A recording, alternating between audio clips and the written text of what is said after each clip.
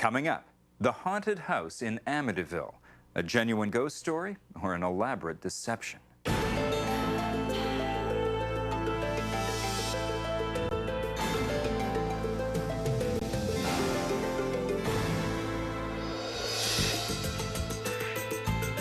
1976, George and Kathy Lutz fled in terror from their home on Long Island.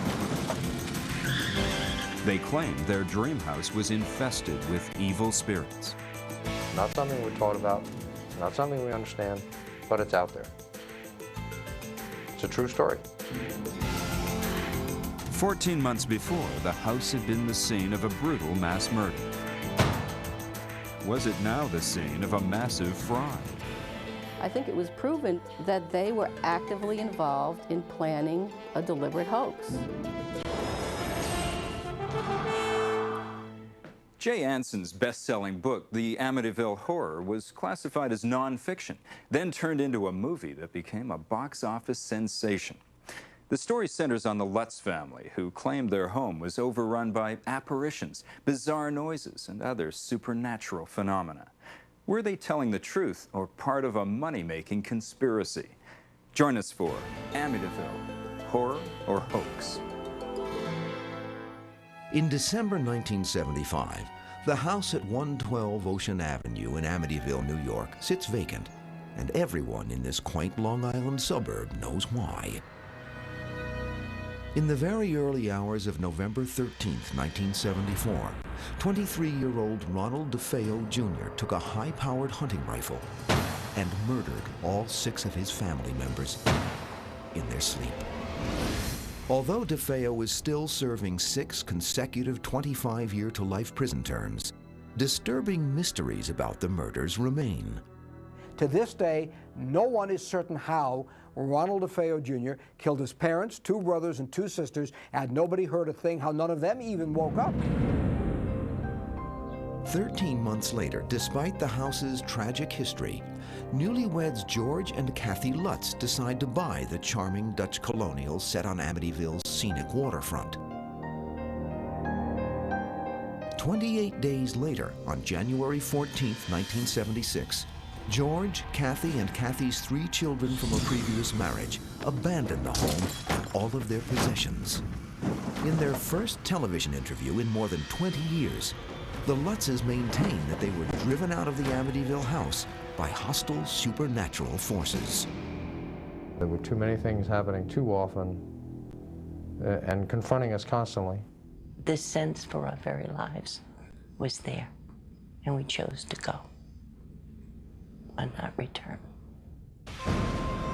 Taking with them nothing but a few changes of clothes, the Lutzes seek refuge at the nearby home of Kathy's mother. Little more than a week after fleeing the house, the Lutzes contact William Weber, the attorney for convicted murderer Ronald DeFeo Jr. When I first met with the Lutzes, they told me a story about incidences that occurred to them and their children as a result of what they described was a phenomena in the house. And they wanted to know if I had any evidence during the trial or during my investigation that could help them. I didn't believe 90% of what they were saying, but admittedly I was interested in writing a book on the case. The book that we were contemplating had 3 parts to it. Whether DeFeo was a cold-blooded killer, whether he was criminally insane, or whether he was possessed by some supernatural force. And the reader was going to be left to decide for his or herself what Ronnie DeFeo was. William Weber wanted to publish the Lutzes' story of strange phenomena as part of his book. The Lutzes, however, contend that they refused to sign the contract once they discovered that one of Weber's business partners was Ronald DeFeo Jr. As far as we're concerned, we went to Mr. Weber in good faith. The idea that Mr. DeFeo was going to receive monies from this enterprise was just not something that made any sense to us to even consider. The next phone call from William Weber was wanting a press conference, which was something that I really didn't want to do. And he said that if we didn't meet with him, that he would send the reporters to the school where the children were going, and they would get the information from the children.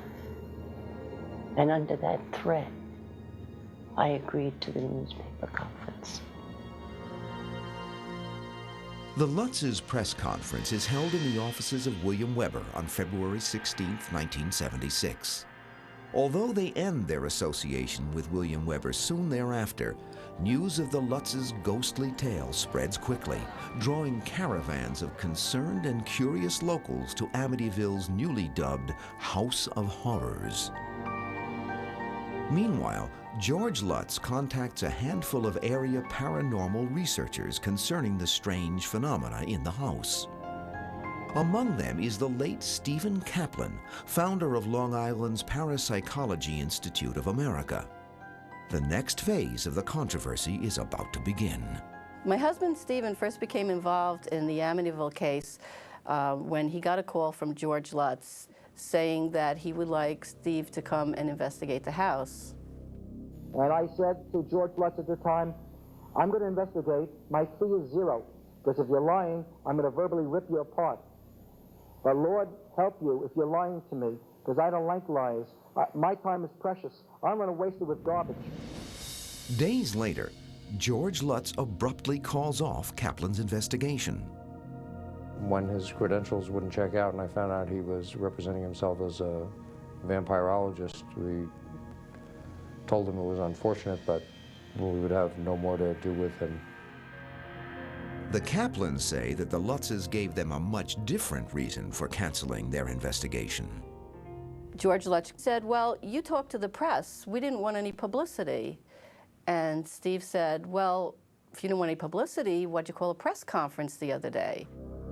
We never called that press conference. William Weber called it. The very next day, Stephen Kaplan tells a Long Island newspaper that he believes the Amityville case is a hoax. His first strike in what will become a 20-year crusade to expose the Lutz's story as a fraud. I'm not on the take. I don't sell out, and I believe in integrity. Mr. Kaplan told us rather clearly that Channel 7 was going to make him a star. Evidently, since I didn't contribute to helping him become famous, the only other way for him to become famous was to call the whole thing a hoax. Though what actually transpired between Kaplan and the Lutzes remains the subject of debate, George and Kathy continue their search for a paranormal researcher. Enter Laura DiDio, then a 19-year-old intern with a local television news station. At the time, I'm an aspiring reporter. I just wanted to be Lois Lane, Brenda Starr, Lana Lang. I said, wow, this would be a great story for the TV station. The Lutzes at the time were not talking to anybody.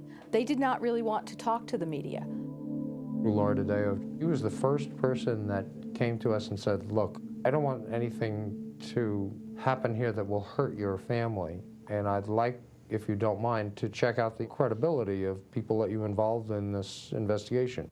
Young as I was at the time, I was still a cynical New Yorker. One of the things that struck me about their story is they seemed genuinely frightened and genuinely moved by whatever had happened to them in this house. A few days later, DiDio introduces the Lutzes to self-proclaimed demonologists Ed and Lorraine Warren.